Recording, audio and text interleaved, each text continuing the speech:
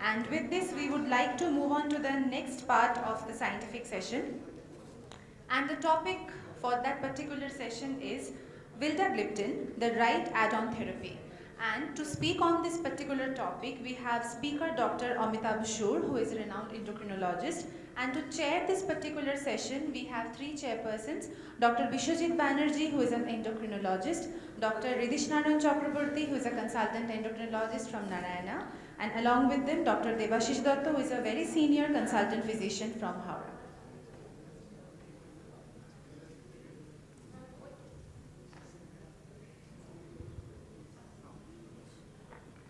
Dr. Datta will be joining us for the next session. So for this particular session, we have Dr. Vishwajit Banerjee and Dr. H.N. Chakraborty. Sir, kindly introduce the speaker for all of us. So, Dr. Amitava Sur needs no introduction. He is an erudite scholar as well as a good speaker. We are very commoners in many programs, and he'll be talking on vildagliptin, the right add-on therapy, and he is from PLS Hospital, Kolkata. Thank you, Dada. Thank you for the kind introduction. And after exhaustive discussion on heart failure and its treatment, we are back onto diabetes. One of an old friend of us, a friend for more than a decade, vildagliptin. So we will just be repeating things which we know, probably to emphasize upon how vildagliptin can still be regarded as a right add-on therapy at various situations or various part of life of a patient with type 2 diabetes. So the flow of presentation will be through discussing about the prevalence of diabetes worldwide and India particularly, how India particularly has a problem with burden of poor glycemic control, though the poor glycemic control aspect, the burden of same is there worldwide, but India is especially affected with that. Therapeutic success of metformin as monotherapy in clinical practice, and side by side also discussing about the therapeutic limitations of metformin as a monotherapy. Rationale for upfront combination therapy for Indian type 2 diabetic patients. Guideline recommendations. DPP4 inhibitors as a widely accepted option for type 2 diabetes. Clinical evidence, vildagliptin is effective and safe versus other DPP4 inhibitor, and clinical evidence on beta cell function and preservation with vildagliptin, and last but not the least, summary. This is a sponsored session and the slides have also been provided by Novartis. So we all know diabetes is one of the fastest growing global health emergency, as has already been discussed. It's almost a pandemic now. 537 million people worldwide are living with diabetes. In India, some 7 to 8 crore people are already known to have living with diabetes. The prevalence of diabetes actually in India in several studies has been seen to be alarming, both in rural and urban part of India. The prevalence is as high as 1 in every 10 adult individuals. There are studies which quote it even higher. In fact, we contribute to 1 in every 7 diabetic individual worldwide. The number of people living with diabetes is predicted to increase by 70% to around 152 million worldwide by around 2045. Indians have dual edge problem. We not only have very high incidence as well as prevalence of diabetes in our country, but also it is seen that we get to have type 2 diabetes even at a younger age and at a lower body weight. Why? There can be several reasons for it, maybe genetic predisposition, visceral adiposity which is more prevalent, maybe lifestyle, maybe orientation about screening or absence of any definite screening recommendation. These may be several reasons why probably we are getting diabetes at relatively younger age and even at a lower body weight. The management of type 2 diabetes poses a unique and complex health challenge in India. Mostly because diabetes is mostly an out-of-pocket expenditure. It is usually not covered and it's just an OPD-based treatment. And also because of inadequate reporting and maybe absence of definite diabetes registries. I would like to share one experience which many of you must also be having. A decade ago, for patients who were getting diagnosed newly with diabetes in the second decade of their life, maybe after puberty, 13, 14, 15 years like that. At that time, mostly approximately 1 decade ago, we would have assumed that this patient, this particular child is having type 1 diabetes, and mostly that assumption would have come true. In fact, type 2 diabetes diagnosed at the age of 15, 16, a decade back, not very long back, was something which was very rare at that time.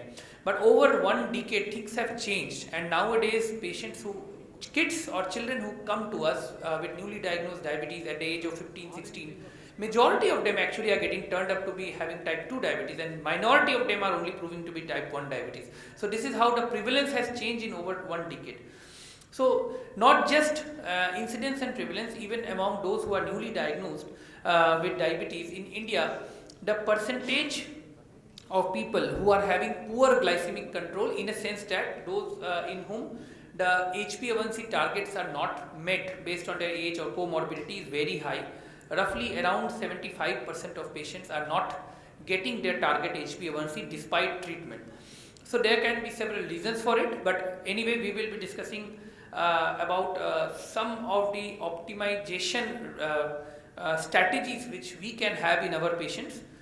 Therapeutic success of metformin as a monotherapy in clinical practice.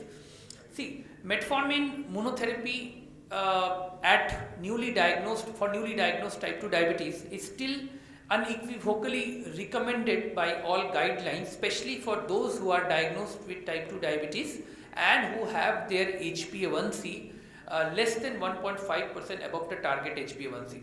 But again, all of you will agree from your own clinical experience also that not many, maybe around 50-60% of patients who are being given metformin, even at an HbA1c of 7.5 or at the max 8% for newly diagnosed type 2 diabetes, could achieve their HbA1c goal at the end of 3 months.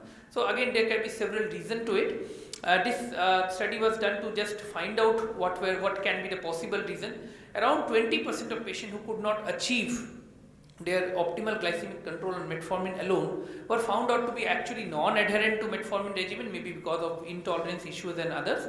And another 30% of patients were not responsive adequately. They were responsive certainly, but not maybe adequately for several reasons. This can be because metformin predominantly have its effect on the insulin resistance, which is of course an important part of pathophysiology of type 2 diabetes. But then we all know that beta cell insulin secretory defect is also one of the important pathophysiologies. In fact, when the beta cell insulin secretory defect steps in, then only the patient actually manifests type 2 diabetes. So this percentage of which patient has which component in a major way can vary. So therefore this may be one also be reason that not all patients are equally responsive to metformin. So approximately 50% of patients respond to metformin in a way that their HbA1c comes under proper control. Now even in those who achieve good glycemic control with metformin alone, in them it has been seen that over a period of 3 years, if you see, among those who initially got control from metformin monotherapy, over a period of 3 years, approximately 50% of them, in this particular study around 42%, then did not, they developed their HbA1c actually increased, so there were some durability issues with metformin in half of those patients who actually initially got control. So anyway, there are two issues with metformin in that sense. First is not all, even at an HbA1c of 7.5 or 8%, as a first line recommendation, metformin if you use as a monotherapy, then maybe 40 to 50% of patients will not achieve the HbA1c control, and among those who will get their HbA1c in target, roughly half of them may not get that much of durability with metformin monotherapy. UKPDS has made us learn the importance of intensive glycemic control right from the beginning of type 2 diabetes journey, and it has shown that intensive glycemic control leads to around 39% relative risk reduction in MI and 36% relative risk reduction in death from any cause.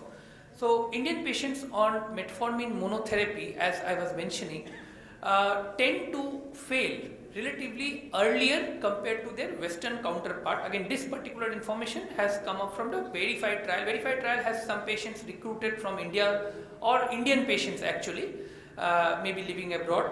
So they were recruited in the Verified trial. So it was seen that Indian patients on monotherapy in the Verified trial tend to fail earlier compared to the global Verified population. So median time to failure for monotherapy was around 78 weeks compared to combination therapy of 247 weeks.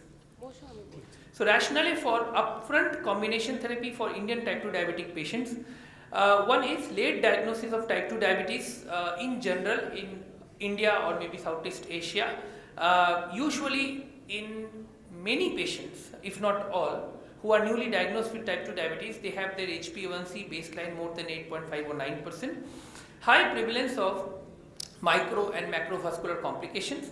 So therefore, this should be and this in backdrop of the information which we have got from the verified trial, that the combination of DPP4 inhibitor and metformin right from the beginning of type 2 diabetes, even in those who have their HbA1c less than 1.5% above the target HbA1c, has got potential of increasing durability, which is an important issue in overall type 2 diabetes management, and therefore it should be considered that we should consider use of combination therapy right from the beginning. Now, key challenges for achieving glycemic control with metformin monotherapy, this we have discussed, so I am skipping it. So among Indian patients, combination therapy of DPP4 inhibitor and metformin showed 53% relative risk reduction in time to initial failure compared to the monotherapy. Now, guideline recommendation for patients who are unable to achieve their glycemic target. So the current guidelines still advocate use of combination therapy for those who have their HbA1c 1.5% or above the target HbA1c, if you are using it in newly diagnosed type 2 diabetes, or after metformin you can adding up as a second line agent if the metformin if on metformin the patient is not able to achieve his or her glycemic control after 3 months of treatment. But then DPP4 inhibitor can be regarded as a widely accepted option for type 2 diabetes. Advantages of DPP4 inhibitor is beta cell preservation, better durability, neutral effect on weight gain and lower risk of hypoglycemia. Vildagliptin is used worldwide to control blood sugar level in around 1.5 million Indian patients annually. Now, coming to the clinical evidences which vildagliptin has compared to other DPP4 inhibitors in terms of safety and efficacy. Vildagliptin presents greater ability to achieve target goal or HbA1c compared to other gliptin. In this particular study, it has been seen that at least numerically, percentage of people patients who can achieve an HbA1c goal of less than 6.5% was higher with vildagliptin compared to other gliptins, and also ability to achieve a target HbA1c of 7% and less was also higher with vildagliptin compared to sitagliptin and saxagliptin. Similarly, greater reduction was seen in fasting blood glucose with vildagliptin compared to other gliptins in patients who were inadequately controlled with metformin and sulfonylureas. Lower glycemic variability with vildagliptin was seen compared to sitagliptin, and this is an important point because glycemic variability is seen to be independently associated nowadays with microvascular complication, and there are studies which are initially indicating that maybe macrovascular complication also. So it has been seen that MAGE, that is mean amplitude of glycemic excursion, which is an objective tool for assessment of glycemic variability, is reduced more with vildagliptin compared to sitagliptin. Vildagliptin also has been seen to be causing higher active GLP-1 level compared to sitagliptin, though the mechanism of action remains same, but the level of GLP-1 seen in the body is higher with vildagliptin compared to sitagliptin. Now, efficacy of vildagliptin versus other gliptin network level meta-analysis, it has been seen that from the information which has come up from 58 randomized controlled trial and the network level meta-analysis from that vildagliptin 50 mg BID shows highest probability in reduction of HbA1c, and vildagliptin 100 mg OD shows highest probability in reducing body weight. But in general, we among the gliptins, we do not see in clinical practice it is difficult to appreciate any glycemic advantage of one gliptin over other. So these are the studies in particular which has shown advantages of vildagliptin, but in clinical practice it is hard to appreciate glycemic difference between two gliptins. One point is glycemic variability, about which we have less clinical experience, so difficult to say because glycemic variability is difficult to check actually. Incidence of hypoglycemia has been seen to be low with vildagliptin compared to other gliptin. Gliptins by their own mechanism of action, they cannot cause hypoglycemia. Gliptins can cause hypoglycemia only if the patient is getting other insulin secretagogues or insulin. So it has been seen that in presence of other insulin secretagogues, probably vildagliptin tends to cause lesser hypoglycemia compared to other DPP4 inhibitor. Now, effect on beta cell preservation, this is again something which is relatively novel, but then again difficult to appreciate in real clinical practice. Impact of traditional treatment strategies on beta cell function. Beta cell function declines over a year irrespective of treatment with metformin or sulfonylurea, and therefore role of DPP-4 inhibitors come, at least theoretically. Improvement in beta cell function has been seen in some studies with vildagliptin. Improvement in both AIRG and SI has been shown. Also increased disposition index by around 69%, which indicates improvement in the beta cell function with vildagliptin. In this particular study, nearly 5-fold enhancement of beta cell function was seen with vildagliptin added to metformin.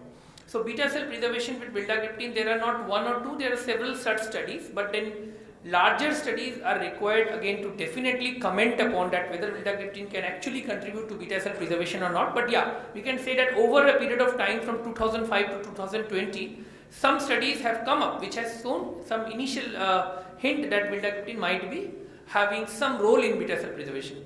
So summary, metformin as monotherapy may have limited success in terms of sustained glycemic control among newly diagnosed Indian type 2 diabetic patients.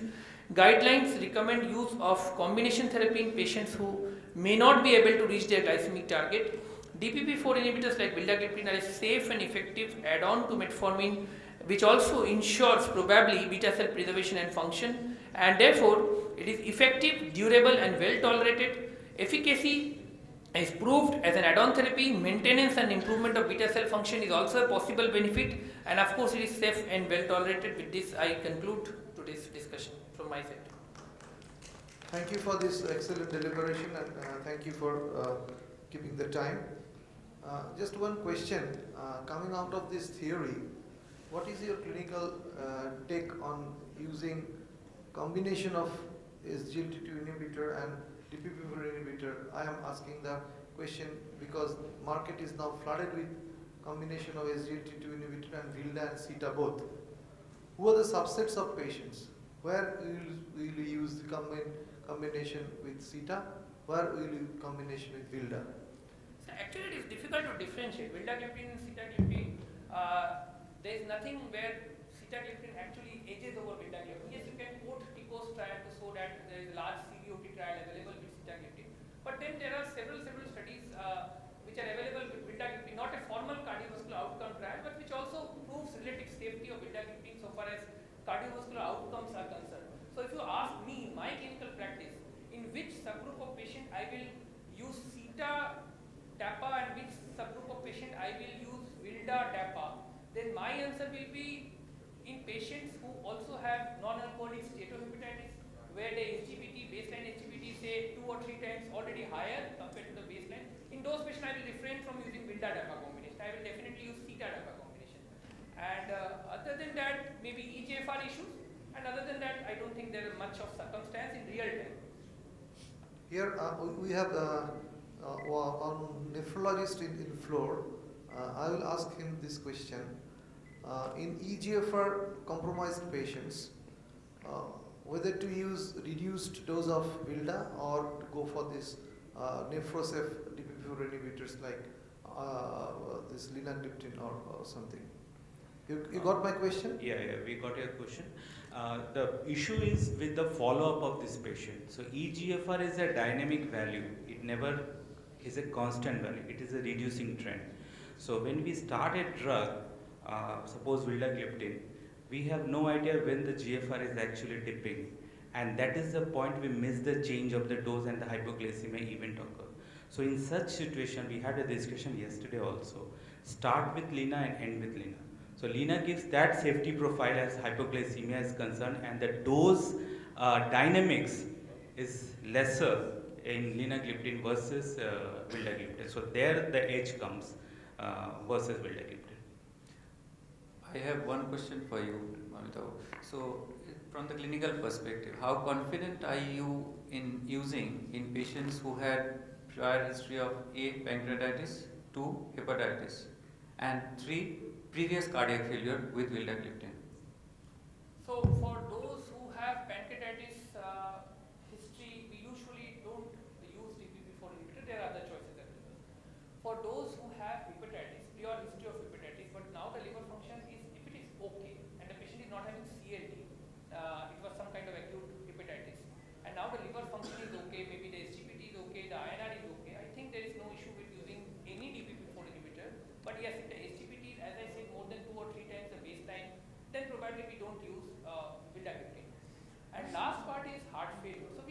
data on vildagliptin and heart failure. We have vivid trial, so maybe you have more robust information on sitagliptin, but it's not like that you don't have, it's not a teniliptin. It's not that you are blind about vildagliptin. So you can use it. But maybe yes, your data-wise sitagliptin may be slightly robust because they have a formal CBOT. So that's it. That's what I want to say. And secondly, about the EGFR issue. So I think this you will agree that DPP-4 inhibitors are not nephrotoxic. So we do dose adjustment in DPP-4 inhibitors mainly because of the PK/PD profile of individual DPP-4 inhibitors allows us to use lesser dose of a particular DPP-4 inhibitor and provide similar therapeutic efficacy. So for a given patient XYZ, if he is coming to me and if the patient is not having AKI, for example, if the patient is having CKD, then if I don't have confidence that this patient is going to come to me again, then probably linagliptin is the only solution. But if I have that confidence, he says I am CKD, and if the patient will come to me after 3 months, I can use other DPP-4 inhibitors with an appropriate EGFR adjusted dose, which is there with vildagliptin also, but then vildagliptin is not to be used when the EGFR of the patient is less than 30. Sitagliptin has an advantage. It can be used when the patient's EGFR is even below 30. You can use it at 25 milligram OD. So, at an addendum to what you said, there was an article in Endocrine Clinics of North America. So, Bishra, this thing that they published one article where all the gliptins, they showed that except linagliptin, all could be tailor-made, customized according to the EGFR of the patient, provided, as you said, the EGFR is not fluctuating like a share market. See, I just beg to differ on one point. You said that vildagliptin, it can be used beyond GFR, less GFR than 30 as well. No, I don't say this. I said it should not be used. Yeah. I said it should be used. I have 50 milligram once daily. Once when the daily. EGFR is 30 to 50 or maybe 45. Some books say 45, some say 50. So in between 30 and 45, you should use 50 milligram once daily. Above 45 or say above 50, you can use full dose. Below 30, you are not supposed to use. Yeah, but we have patients who are doing great with once a day vildagliptin between TKD stage 4. And what I agree with HN also, that there is no robust data to say that Lina versus Vilda versus Teni, which is better, which is not. And if you're having a good profile of the sugar control, I think all is safe. Sir, you can use Yeah. vildagliptin in CKD stage 4, that's something else, but what is the recommendation is not to use below 30 or 25. Actually, it is 25. I just gave a 5 margin. Actually, Probably we don't have enough data on that. That may be not Yes, giving us the textbook picture. recommendations But the on-ground reality is that even 50 is as equal to which you're using in Lina. Only is that the chance of hypoglycemia is maybe little better in advanced CKD, especially patients who are nearing dialysis, and probably on dialysis patients. There the advantage is that because during dialysis there are high chances of hypoglycemia which we see, which may be aggravated why we are using vildagliptin as compared to linagliptin. Yes. If there is no other question, thank you Dr. Shu for this excellent session, and I close this session right now. Thank you, speaker sir. Thank you, chairpersons. I would take a moment for the felicitations, and if you kindly felicitate Dr. Shu on behalf of Howrah Diabetes Study Society.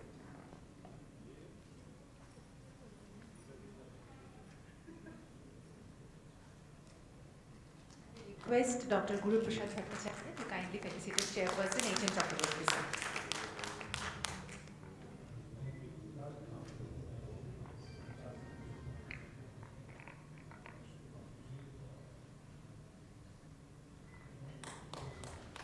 Small token of appreciation from NGO Sangbedan, who work with special children, and I again thank Novartis for sponsoring this particular session.